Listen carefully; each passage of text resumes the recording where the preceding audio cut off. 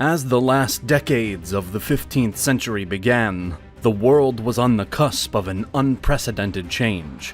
The Byzantine Empire had been overtaken by the Ottoman Empire, with its conquest of Constantinople in 1453. This not only changed the political landscape, but the mercantile one as well. The Ottoman Empire was a Muslim one, and while they were not opposed to trade with Christians, Europeans were not terribly enthused about trade with them. The Silk Road had served Europe for 1,500 years, but it was now closed. Europeans had considered going west over the Atlantic to reach Asia for a long time, but it hadn't been tried because it hadn't truly been needed. Into this situation entered the newly unified Kingdom of Spain. Until 1469, the Iberian Peninsula had been split between territories held by Muslims and those held by Christians. The Umayyad dynasty had taken control of much of the peninsula in 711, and by the end of the 10th century, most people in their territories had converted to Islam. This did not mean that Jews and Christians were unwelcome. As fellow people of the book, Muslims were bound to accept and even protect them, though they might pay additional taxes. Many Christians, however, preferred to live in the small kingdoms in the north, which were not subject to Muslim rulers. The kingdoms of Navarre, Leon, and a few others remained, and pushed their borders at every opportunity. Portugal carved itself out of both the Muslim territory and some of Leon in the 13th century, and would remain an important power in the coming colonial contest. The remaining kingdoms fought and traded alliances over the centuries, with all of them eventually coming under the authority of the kingdoms of Aragon and Castile. These unified with the marriage of Isabella of Castile and Ferdinand of Aragon in 1469, creating the Kingdom of Spain. These two came to be known as the Catholic monarchs because they had conquered in the name of God and the Church. As they took control of more and more land, they pushed all Muslims out and required the Jews convert or leave. By the time they granted Columbus their patronage in 1492, they had militarily conquered the last Muslim power on the peninsula, the Emirate of Granada. Spain was now in the perfect position to begin expansion beyond the Iberian Peninsula, and to undercut the Ottoman Empire seemed an effective way to establish their own. Christopher Columbus had been trying to get support and funding for a westward journey across the Atlantic for years.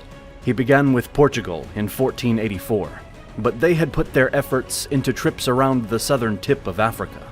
He sent his brother Bartholomew to England in hopes of getting funding from Henry VII, but Bartholomew was captured by pirates on his way.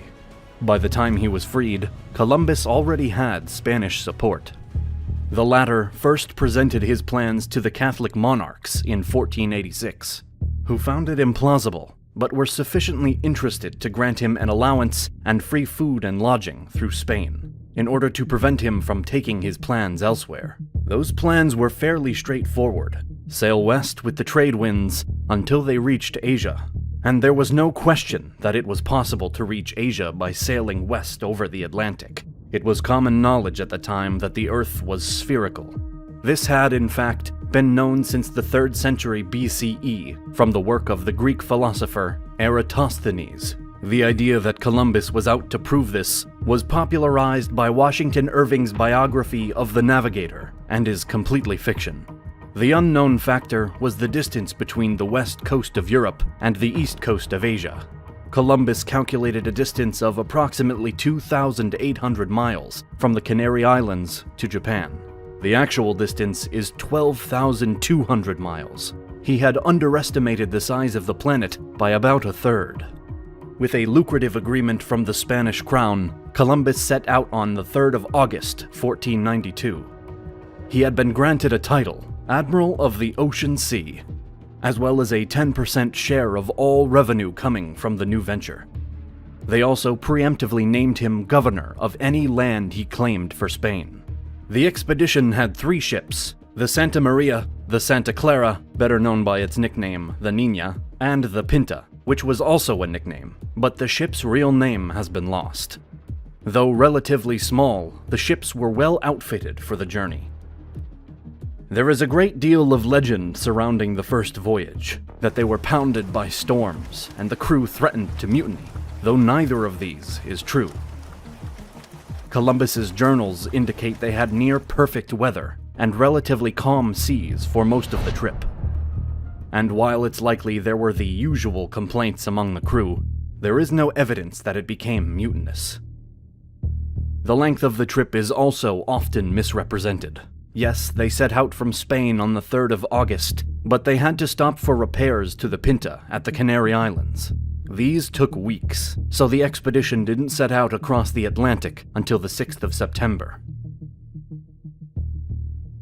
They reported landfall on the 12th of October, meaning the voyage took 36 days, just over 5 weeks. The island on which they landed, which Columbus named San Salvador, was in the Bahamas. They were immediately greeted by some of the island's inhabitants, members of the Arawak tribe. They were not what the Europeans had expected. The seeming Bronze Age culture of the Arawak and Taino peoples was not consistent with what they had heard about China or Japan. They saw no wheels in use on the islands, nor beast of burden. The food and crops they saw, like maize and yams, were not anything that had ever been traded to Europe.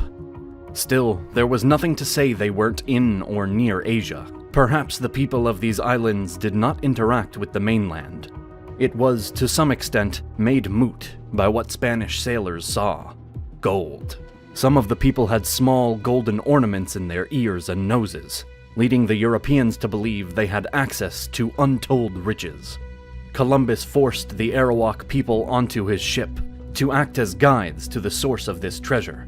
They directed him to the island that is now Cuba, then to Hispaniola, where he was presented with a gold mask by one of the local chiefs. The expedition stayed nearby, perhaps making friends with the natives, and surely looking for the source of the gold. During this stay, on Christmas Eve, the Santa Maria ran aground. This created both a problem and an opportunity. With only 2 ships, there was not enough room for everyone who came with Columbus to go back. But this meant those who stayed behind could continue looking for gold and, hopefully, create a good rapport with the locals.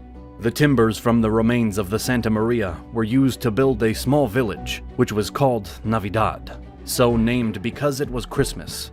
39 men made this their new, albeit temporary, home. Having made these arrangements, Columbus took the 2 ships once around the island, collecting treasures to show his benefactors local crafts, some including gold, some examples of the plant life, and some parrots. Included with these valuables were about 20 Arawak people who were forced onto the ships, now enslaved. Here also is the first recorded conflict between Europeans and Native Americans. At an inlet Columbus named the Bay of Arrows, the Siguayo people refused to trade with them, prompting a fight in which the Spanish sailor stabbed one native with his sword, and another was shot with an arrow. On the 16th of January, 1493, the ships nevertheless turned eastward to return to Spain. They reached the Canary Islands on the 13th of February, and took their time getting back to Barcelona to make the reports to the king and queen. Of the 20 or so natives he kidnapped, only 7 had survived the trip, but they did impress the Catholic monarchs. Did Columbus know he was not in or near Asia? It is difficult to say with any certainty. His journals for the first voyage show he believed they had landed off the coast of China, but those for the 3rd trip recorded his belief that they were on the coast of a mighty continent, which was hitherto unknown. His reports to Ferdinand and Isabella were full of extravagance and exaggeration. He described the land as unbelievably fertile, the rivers as clear and wide enough to navigate, and gold everywhere to be collected, with very little effort. He described the people as kind and willing to share everything they have, ending by calling them naive. I could conquer the whole of them with 50 men and govern them as I please. The risk taken by the Catholic monarchs was repaid incalculably. They authorized a return trip with a much larger investment. In late September 1493, Columbus sailed at the head of a fleet of 17 ships, carrying 1,200 people, including soldiers, missionaries, men and women, colonists, for the first outpost of the Spanish Empire in the New World.